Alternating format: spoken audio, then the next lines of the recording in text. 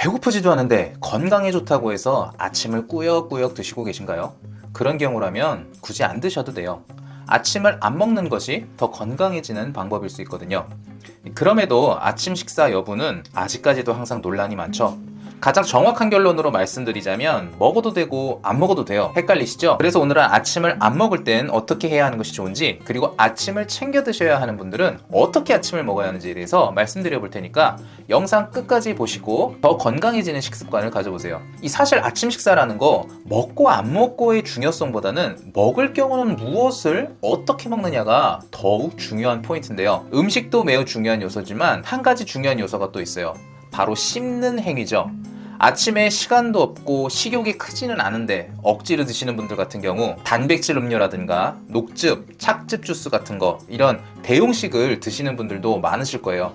이게 꼭 몸을 망치는 식단이라고까지 말하긴 어렵지만 건강한 아침 식사로 보기에도 무리가 꽤 있거든요. 씹는 행위에 대한 거에 대해서 좀 말씀을 드리면, 아침에 씹는 행위를 수반하는 음식으로 식사를 하게 되시면 갖게 되는 이점이, 씹는 동작 자체만으로도 뇌를 자극하게 되고요. 또 씹는 동작으로 턱이 많이 움직이면 뇌로 가는 혈류의 양도 많이 늘어나게 되어 있어요.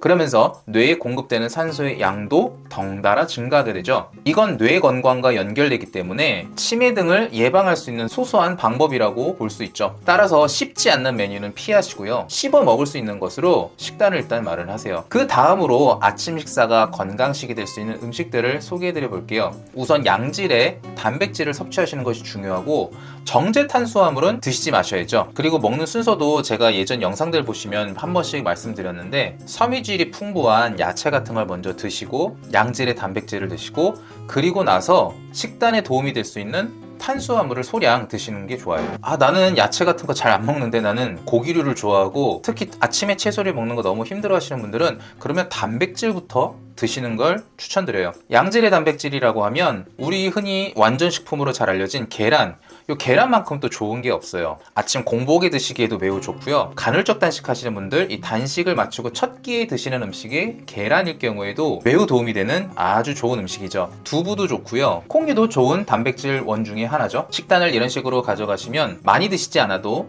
포만감도 쉽게 느껴지고 든든하기 때문에 점심까지 또 버티실 수도 있어요. 아침을 안 먹고 점심까지 힘들어하는 거는 먹고 안 먹고의 문제보다 호르몬의 문제, 그리고 대사 문제, 인슐린 저항성과 같은 이러한 이유들에 의해서 몸이 버티기 힘들어하는 건데, 대사에 문제가 없으시고 평소에 활동량도 많으신 분들은 아침을 안 드시고 활동적인 것들, 노동에 종사하시는 분들도 사실 점심까지 배고픈 것 때문에 힘든 거를 느끼시진 않을 수 있거든요. 그럼에도 불구하고 아침을 또 드셔야 되는 분들이 있기 때문에 이렇게 아침 식사를 하실 때 어떻게 드셔야 되는지를 설명드리고 있는 거예요. 그 외에도 견과류도 매우 좋죠. 견과류는 포만감을 채워주는데 매우 좋은 음식이기도 하고, 불포화 지방산이 풍부하고 양질의 단백질까지 포함하고 있기 때문에 호두, 아몬드, 땅콩 같은 견과류를 아침 공복에 드시는 것도 매우 도움이 돼요. 게다가 아침을 간단하게 드시고 싶으신 분들, 이 견과류는 보관하기도 쉽고 아침에 한 줌 정도 이렇게 드셔도 부담이 되지 않기 때문에 간단하게 드시기에는 정말 좋은 음식이죠. 우유에 콘프로스트 같은 거 말아서 후루룩 드신다든지,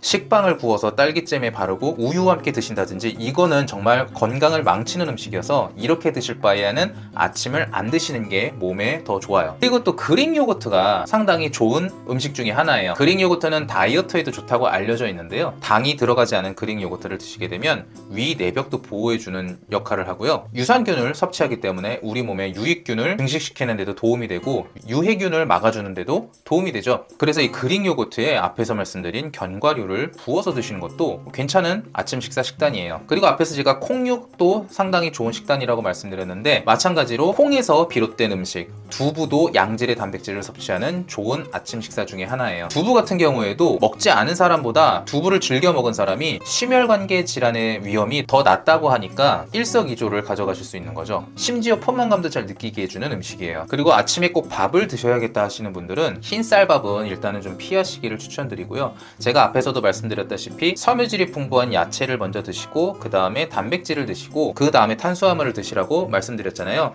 이 탄수화물에는 정제 탄수화물, 탄수화물, 앞에서 말한 콤프로스트라든지 빵이라든지 이런 건 당연히 피해야겠고, 흰쌀밥도 가급적이면 피하시고요. 밥을 꼭 드셔야겠다고 한다면 현미밥이나 잡곡밥, 보리밥 이런 것들, 귀리밥 같은 거 이런 것들을 드시는 게 좋아요. 이런 잡곡류가 들어간 밥들은 흰쌀밥보다 탄수화물과 열량이 낮은 반면에 단백질, 미네랄, 비타민 같은 것들이 더 많이 함유되어 있기 때문에 밥을 드셔야 되시는 분들에게는 이런 것으로 드시는 게 좋죠. 그러면 아침을 거르시는 분들은 보통 점심을 드시게 되겠죠. 이런 분들은 어떻게 드시는 게 좋을까요? 사실 지금까지 제가 말한 거에 답이 다 들어있어요. 우리가 새벽을 지나 아침이 됐을 때 몸의 어떤 리듬과 체내에서 일어나는 생체적 반응들하고 점심시간 이후에 생기지는 반응들이 좀 다른 부분은 사실이지만, 수면 시간을 거쳐서 공복 시간이 된 상태에서 무엇을 어떻게 먹느냐에 대한 관점은 아침을 드시던 아침을 거르고 점심을 드시던 똑같은 관점입니다. 이 관전 포인트는 공복 상태에서, 즉 12시간이 됐던 8시간이 됐던 16시간이 됐던 일시적으로 장시간 단식을 하셨던 다음에 첫 끼를 먹는 거기 때문에 피해야 되는 음식은 앞에서 말씀대로 피해야 하셔야 하고요. 도움된다고 말씀드린 음식들은 그 순서대로 드셔야 하는 거죠. 앞에 설명에서 빠뜨린 것 중에 하나가 음료수, 주스 같은 거죠. 이거는 우리 몸으로 하여금 당을 있는 그대로 흡수하게끔 해주는 거나 마찬가지이기 때문에 혈당을 올리고 이런 식습관을 계속 가져가신다고 하면 비만과 당뇨까지 발전할 수 있으니까 반드시 피하시고요. 그러면 과일을 직접 갈았거나 착즙해서 먹는 것들은 괜찮지 않냐고 말씀하실 수도 있겠는데, 이것도 마찬가지예요. 과일을 간 거는 그나마 조금 나을 수 있겠지만 착즙 같은 경우에는 과일에 있는 섬유질은 빼놓고 과당만 드시는 거기 때문에 마찬가지로 혈당을 올리고 시중에 파는 설탕 덩어리 주스들보다야 그나마 낫겠지만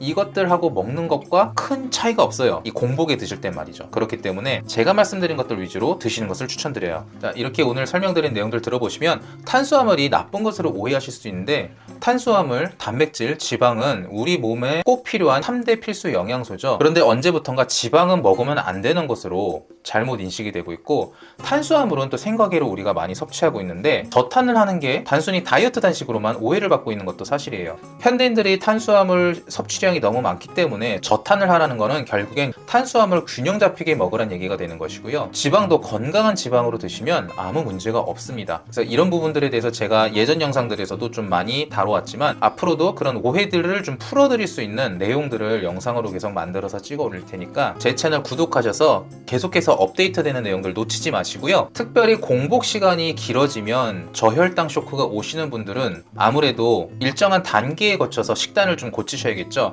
그런 경우가 아니신 경우라면 저는 그냥 아침 식사는 안 하시는 것을 좀 추천드려요. 그리고 점심을 드실 때 제가 말씀드렸던 방법들을 적용해서 드시면은 인슐린 저항성이 개선되고 내가 배고픔을 잘 못 이겼던 것들, 이런 것들이 하나 둘씩 개선이 되는 것을 느끼실 거예요. 저도 그걸 체험하고 있거든요. 또 저는 아침에 유일하게 먹는 것은 소금 한 소끔과 레몬수인데요. 얘네들은 또 단식을 깨트리는 건 아니면서 건강을 유지하는 데 많은 도움을 주기 때문에 아침에 일어나서 꼭 약간의 소금과 레몬수를 꼭 챙겨 먹어요. 레몬수에 대한 부분 궁금하신 분들은 고정 댓글에 보시면 제가 자세한 내용들 보실 수 있게 적어놨으니까 고정 댓글 한번 확인해 보시고요. 오늘 영상은 여기까지입니다. 제 영상 오늘도 시청해 주셔서 감사드리고, 이 영상 보시고 제가 알려드린 대로 적용하셔서 더 건강해지고 장수하시는 삶을 사셨으면 좋겠어요. 그럼 오늘도 건강한 하루 되세요.